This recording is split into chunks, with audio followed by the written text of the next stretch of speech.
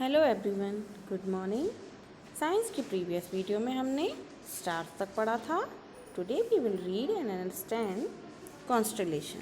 Okay, constellation क्या होते हैं? Constellation is a group of star that form a specific pattern. ठीक है, ग्रुप ऑफ स्टार होते हैं कॉन्स्टलेशन, जो एक स्पेसिफिक पैटर्न, जैसे आपको यहाँ पर एक ग्रुप ऑफ स्टार का पैटर्न दिख रहा है। ठीक है, जैसे अर्सा मेजर जो ग्रेट बियर शेप का होता है, स्कॉर्पियो जो स्कॉर्पियन शेप का होता है, और योन जो हंटर शेप का होता है। ठीक है, ये कुछ कॉन्स्टलेशन है जो आसानी से देखे जा सकते हैं। A collection of few constellation is called Galaxy. A billion galaxies come together to form the universe. Our galaxy is also called the Milky Way galaxy. Our solar system is a part of Milky Way galaxy. Okay, जो constellation का collection होता है उसको हम Galaxy कहते हैं, और ऐसी बिलियंस ऑफ गैलेक्सी एक साथ मिलकर यूनिवर्स बनाती हैं। और हमारी जो गैलेक्सी है उसको हम मिल्की वे गैलेक्सी कहते हैं। ठीक है, हमारा सोलर सिस्टम भी मिल्की वे गैलेक्सी का ही पार्ट है। Okay, now earth movement. The two motion of the earth namely rotation and revolution. Earth के मूव करने के टू मोशन होते हैं, एक रोटेशन और एक रिवॉल्यूशन। ठीक है, as the earth revolve around the sun it also rotate on its axis.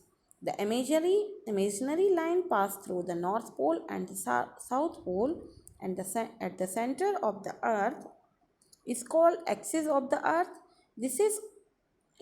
This axis is tilted at an angle of about 23.5 degree. ठीक है,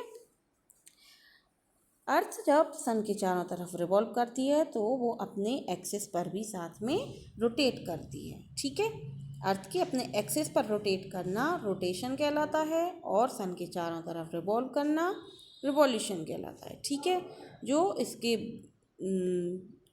अर्थ के सेंटर में से इमेजिनरी लाइन निकली हुई है जो आपको इसमें दिख रही है, नॉर्थ से साउथ पोल तक।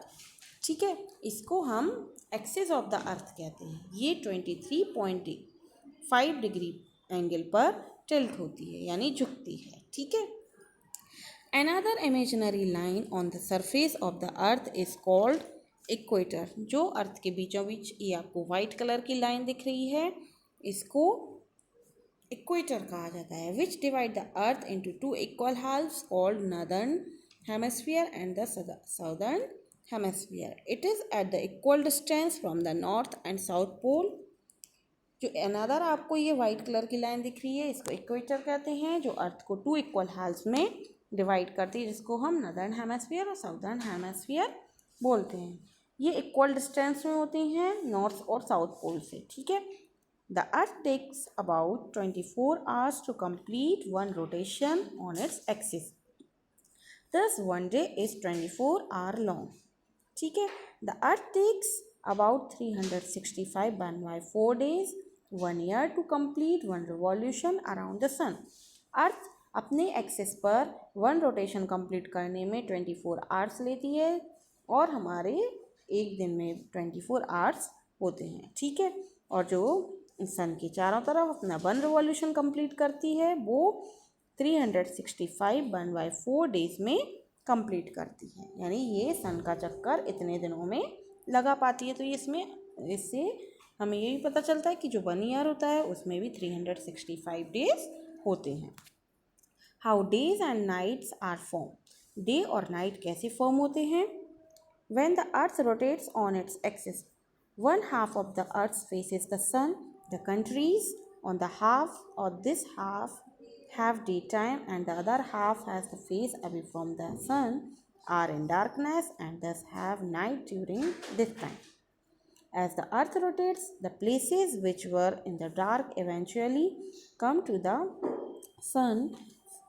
face the sun and experience the day, and the place which had day experience night. ठीक है, जब अर्थ रोटेट करती है अपनी एक्सिस पर तो उसका आधा भाग सन की तरफ होता है, और जिस आधे भाग पर जो कंट्रियाँ होती हैं, ठीक है, वो डे टाइम होता है, and the other half faces away from the sun, और जो सन की दूसरी साइड अदर हाफ होता है वो डार्कनेस में होता है, तो उस टाइम वहाँ पर रात होती है। और अर्थ जैसे ही रोटेट करती है तो फिर जो डार्कनेस में अर्थ का पार्ट था वो उसका सन की तरफ फेस हो जाता है, तो उधर डे होता है, और जहाँ पर डे था वहाँ नाइट हो जाती है। ठीक है।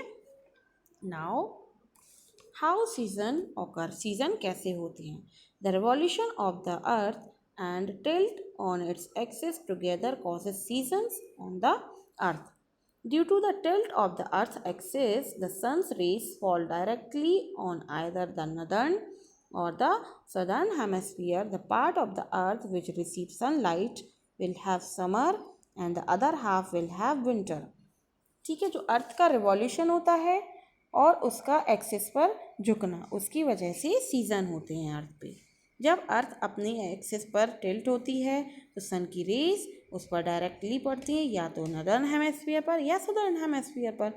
तो अर्थ का वो पार्ट जहाँ पर सनलाइट रिसीव होती है वहाँ पर समर होती है, और अदर हाफ जहाँ पर नहीं होती है वहाँ विंटर होती है। ठीक है।